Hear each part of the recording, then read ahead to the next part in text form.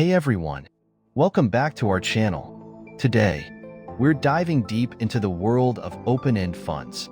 By the end of this video, you'll understand what they are, how they work, and how you might benefit from investing in them. Let's get started.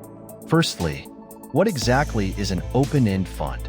Simply put, it's a type of mutual fund that doesn't have restrictions on the amount of shares the fund can issue.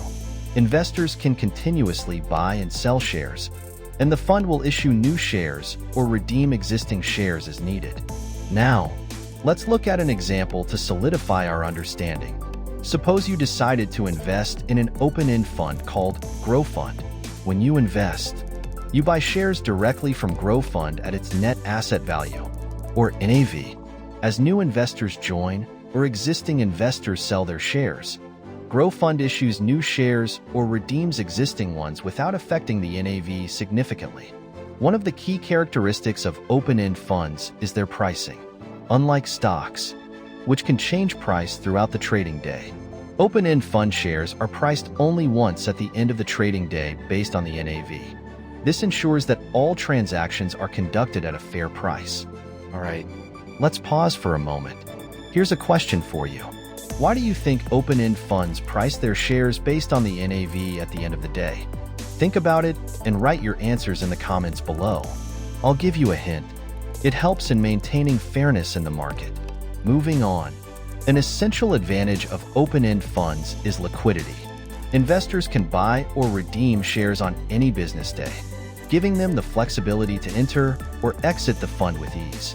This liquidity makes open-end funds an attractive option for many investors. Another significant benefit is diversification. Open-end funds typically invest in a variety of securities, spreading risk across multiple investments. For example, a balanced open-end fund may invest in a mix of stocks, bonds, and other assets, which helps to mitigate the risk of loss in any single investment. Let's take another example to illustrate how diversification works. Meet Jane, who invests in an open-end fund called Secure Growth. The fund invests 60% of its assets in large-cap stocks, 30% in government bonds, and 10% in real estate. If the stock market performs poorly, the losses in stocks could potentially be offset by gains in bonds and real estate, providing Jane with a more stable return. Now, let's discuss some of the limitations of open-end funds. One such limitation is management fees. Open-end funds are actively managed by professional fund managers, and these services come at a cost. The expense ratio, which represents the annual fees expressed as a percentage of the fund's assets, can vary significantly between funds. High management fees can eat into your returns over time. Another potential downside is market risk. Since open-end funds are invested in the market, they are subject to market fluctuations. If the market declines, the value of your investment in the open-end fund can also decrease. Diversification can help, but it doesn't eliminate market risk entirely. It's important to evaluate your risk tolerance and investment goals before choosing an open-end fund. Consider consulting with a financial advisor to determine which fund aligns best with your needs. You've learned a lot about open-end funds so far.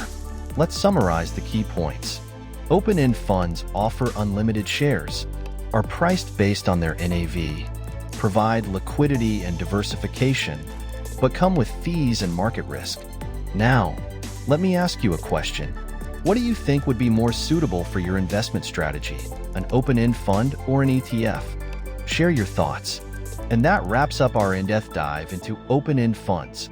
I hope you now have a clearer understanding of how they work and what to consider before investing. If you found this video helpful, make sure to like, share, and subscribe for more financial insights. Until next time, happy investing!